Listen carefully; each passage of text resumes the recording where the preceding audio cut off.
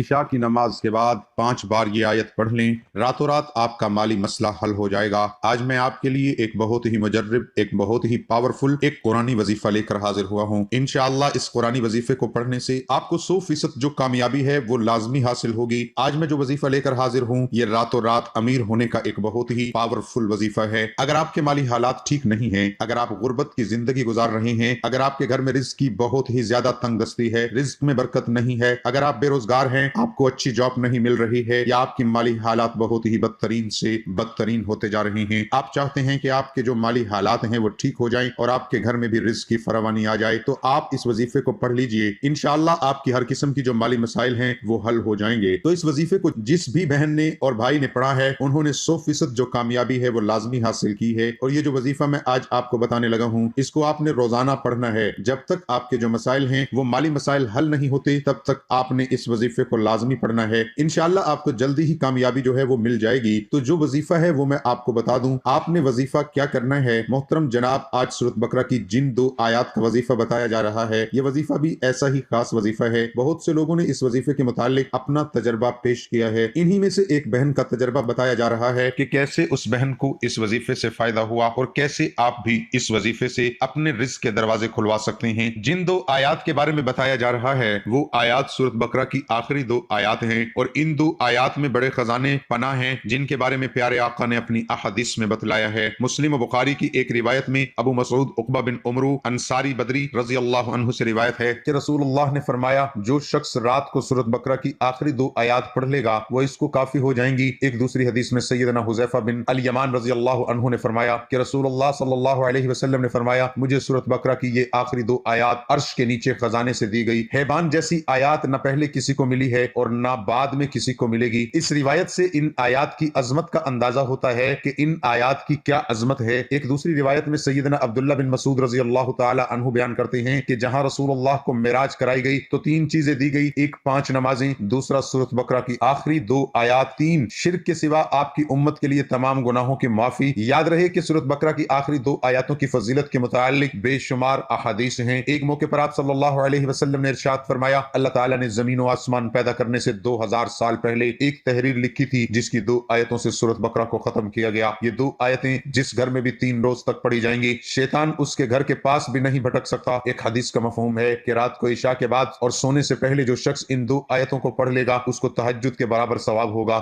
گویا اس کو ایسا ثواب ملا جیسا کہ اس نے تہجد کی نماز ادا کی۔ کتنی عظیم یہ فضیلت کہ تہجد ادا کیے بغیر تہجد کا ثواب حاصل ہو جائے۔ یاد رہے کہ یہ اللہ رب العالمین کا یہ فضل عظیم ہے کہ اس نے اپنے بندوں کو اپنی رحمت و مغفرت کے لیے ایسے آسان اسباب مہیا کیے ہیں، اور سورۃ بقرہ کی یہ 2 آخری آیات بھی انہی اسباب میں سے ہے۔ روایات میں آتا ہے کہ حضرت علی رضی اللہ تعالی عنہ فرماتے ہیں کہ کوئی عقل مند شخص ان 2 آیتوں کو پڑھے بغیر نہیں سو سکتا۔ مطلب کہ یہ اگر ہم ان آیات کو پڑھے بغیر سوتے رہے ہیں تو حضرت علی رضی اللہ تعالی عنہ کے نزدیک ہم تو بے عقلوں میں سے شامل ہوئے۔ اور یاد رہے جن آیات کے بارے میں حضرت علی رضی اللہ تعالی عنہ نے فرمایا وہ سورۃ بقرہ کی مذکورہ 2 آیات ہیں۔ ایک بار درود پاک پڑھ لیجئے، اللہم صلی علی محمد وعلی آل محمد کما صلیت علی ابراہیم وعلی آل ابراہیم انک حمید مجید، اللہم بارک علی محمد وعلی آل محمد کما بارکت علی ابراہیم وعلی آل ابراہیم انک حمید مجید۔ وظیفہ اس کا یہ ہے کہ سورۃ بقرہ کی آخری 2 آیات کو عصر اور عشاء کے بعد روزانہ 5 مرتبہ پڑھا جائے اور اول و آخر درود ابراہیمی لازمی پڑھا جائے، اور پھر اللہ سے عاجزی و انکساری سے دعا کی جائے۔ جو بھی دعا کی جائے گی انشاءاللہ ضرور قبول فرمائی جائے گی۔ ابو مسعود رضی اللہ عنہ کہتے ہیں کہ رسول اللہ صلی اللہ علیہ وسلم نے فرمایا سورۃ بقرہ کی آخری 2 آیتیں جو رات میں پڑھے گا تو وہ دونوں آیتیں اس کو کافی ہوں گی۔ حفص نے اپنی حدیث میں کہا کہ عبد الرحمن کہتے ہیں میں نے ابو مسعود رضی اللہ تعالی عنہ سے ملاقات کی، وہ طواف کر رہے تھے تو انہوں نے مجھ سے یہ حدیث بیان کی۔ سنن ابن ماجہ۔ کافی ہونے کا مطلب یہ ہے کہ جس کو تہجد کا وقت نہ ملا وہ کم از کم یہ 2 آیتیں ہی تلاوت کر لے تو اسے اللہ کی وہ رحمت حاصل ہو جائے گی جو تہجد پڑھنے والے کو حاصل ہوتی ہے۔ یا یہ مطلب ہے کہ پریشانیوں اور آفات سے بچاؤ کے لیے کافی ہو گیا۔ وہ سورۃ بقرہ کی آخری آیات یہ ہیں، ایک بار پڑھ کے بھی سنا دیتا ہوں۔ آمن الرسول بما انزل الیہ من ربہ والمؤمنون کل آمن باللہ وملائکتہ وکتبہ ورسلہ لا نفرق بین احد من الرسل وقالوا سمعنا واطعنا غفرانک ربنا والیک المصیر لا یکلف اللہ نفس الا وسعها لها ما كسبت وعليها ما اكتسبت ربنا لا تؤاخذنا ان نسينا او اخطأنا ربنا ولا تحمل تحمل علينا إصرا كما حملته على الذين من قبلنا ربنا ولا تحملنا ما لا طاقة لنا به واعف عنا واغفر لنا وارحمنا أنت مولانا فانصرنا على القوم الكافرين۔ ترجمہ: رسول ایمان لایا اس چیز پر جو اس کی طرف اللہ تعالیٰ کی جانب سے اتری، اور مومن بھی ایمان لائے، یہ سب اللہ تعالیٰ اور اس کے فرشتوں پر اور ان کی کتابوں پر اور اس کے رسولوں پر ایمان لائے، اس کے رسولوں میں سے کسی میں تفریق نہیں کرتے۔ انہوں نے کہہ دیا کہ ہم نے سنا اور اطاعت کی، ہم تیری بخشش طلب کرتے ہیں اے ہمارے رب، اور ہمیں تیری ہی طرف لوٹنا ہے۔ اللہ تعالیٰ کسی جان کو اس کی طاقت سے زیادہ تکلیف نہیں دیتا، جو نیکی وہ کرے وہ اس کے لیے اور جو برائی کرے وہ اس پر ہے۔ اے ہمارے رب، اگر ہم بھول گئے ہوں یا خطا کی ہو تو ہمیں نہ پکڑنا۔ اے ہمارے رب، ہم پر وہ بوجھ نہ ڈال جو ہم سے پہلے لوگوں پر ڈالا تھا۔ اے ہمارے رب، ہم پر وہ بوجھ نہ ڈال جس کی ہمیں طاقت نہ ہو، اور ہم سے درگزر فرما اور ہمیں بخش دے اور ہم پر رحم کر، تو ہی ہمارا مالک ہے، ہمیں کافروں کی قوم پر غلبہ عطا فرما۔ سیدنا عبداللہ بن مسعود رضی اللہ عنہ کہتے ہیں کہ جب رسول اللہ صلی اللہ علیہ وسلم کو معراج کرائی گئی تو آپ صلی اللہ علیہ وسلم کو سدرۃ المنتہا تک لے جایا گیا، اور وہ چھٹے آسمان میں ہیں، زمین سے جو چڑھتا ہے وہ یہیں آ کر ٹھہر جاتا ہے، پھر لے لیا جاتا ہے، اور جو اوپر سے اترتا ہے وہ بھی یہیں ٹھہرتا ہے، پھر لے لیا جاتا ہے۔ اللہ عز و جل نے فرمایا جبکہ سدرہ بیری کو چھپائے لیتی ہے وہ چیز جو اس پر چھا رہی تھی۔ سیدنا عبداللہ رضی اللہ عنہ نے کہا کہ یعنی سونے کے پتنگے۔ پھر رسول اللہ صلی اللہ علیہ وسلم کو وہاں 3 چیزیں دی گئیں، ایک تو 5 نمازیں، دوسری سورہ بقرہ کی آخری آیتیں، اور تیسری اللہ تعالیٰ نے آپ صلی اللہ علیہ وسلم کی امت میں سے اس شخص کو بخش دیا جو اللہ کے ساتھ شرک نہ کرے گا۔ باقی تمام تباہ کرنے والے گناہوں کو معاف کر دیا جاتا ہے سوائے شرک کے۔ حدیث میں سیدنا حذیفہ بن یمان سے روایت ہے کہ رسول اللہ نے فرمایا مجھے سورۃ بقرہ کی یہ آخری آیات عرش کے نیچے خزانے سے دی گئی، ان جیسی آیات نہ پہلے کسی کو ملی ہے اور نہ بعد میں کسی کو ملے گی۔ اس روایات سے ان آیات کی عظمت کا اندازہ ہوتا ہے کہ ان آیات کی کیا عظمت ہے۔ ایک دوسری روایت میں سیدنا عبداللہ بن مسعود رضی اللہ عنہ بیان کرتے ہیں کہ جب رسول اللہ کو معراج پر بلایا گیا تو 3 چیزیں دی گئیں، نمبر 1 5 نمازیں، نمبر 2